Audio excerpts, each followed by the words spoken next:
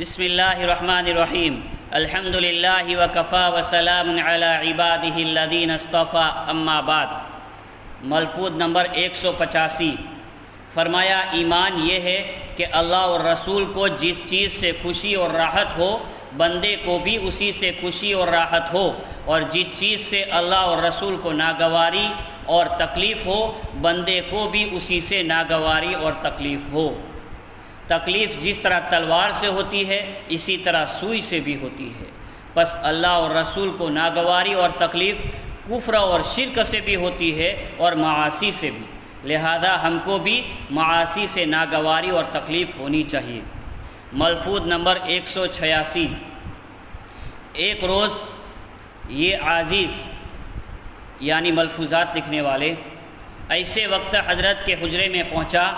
کہ بعض میواتی خدام حضرت کو نماز ظہر کے لیے وضو کرا رہے تھے۔ مرض الوفات کے آخری ایام میں شدت ضعف کی وجہ سے حضرت کو لیٹے لیٹے وضو کرایا جاتا تھا۔ میرے پہنچنے پر حضرت نے ارشاد فرمایا، حضرت عبداللہ بن عباس رضی اللہ عنہ باوجود یہ کہ علم دین میں ان کا درجہ یہ تھا کہ حضرت فاروق اعظم رضی اللہ تعالیٰ عنہ ان کو اکابر صحابہ کے ساتھ بٹھاتے تھے، اور باوجود یہ کہ انہوں نے خود رسول اللہ صلی اللہ علیہ وسلم کو وضو کرتے دیکھا تھا۔ اس کے بعد مدتوں حضرت بکر صدیق اور حضرت عمر رضی اللہ تعالیٰ عنہما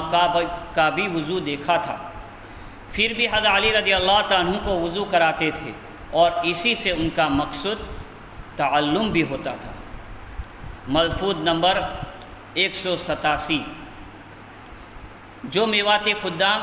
حضرت کو اس وقت وضو کرا رہے تھے ان کی طرف اشارہ کرتے ہوئے فرمایا، اس عزیز کو ارشاد فرمایا، میں بھی ان لوگوں کو یہ کہہ رہا تھا کہ تم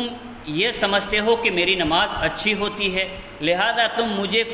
وضو کراتے وقت بیمار کی خدمت کی نیت کے علاوہ یہ نیت بھی کیا کرو کہ اے اللہ ہم یہ سمجھتے ہیں کہ تیرے اس بندے کی نماز ہم سے اچھی ہوتی ہے، تو ہم اس لیے اس کو وضو کراتے ہیں، اور اس کی نماز ہم اس لیے اس کو وضو کراتے ہیں کہ اس کی نماز کا ثواب، اس کی نماز کے ثواب میں ہمارا حصہ ہو جائے۔ پھر فرمایا، میں یہ ان لوگوں کو بتلاتا ہوں،